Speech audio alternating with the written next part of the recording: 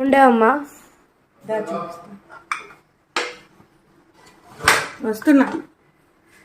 చూపించు మచాన్. అండ్ ఇది వచ్చేసి మటన్ కర్రీ. అండ్ అలాగే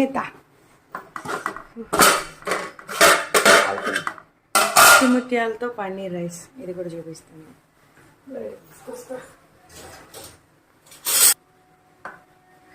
పన్నీర్ వేసి బగారా రైస్లో చిట్టి ముత్యాలతో చేశాను.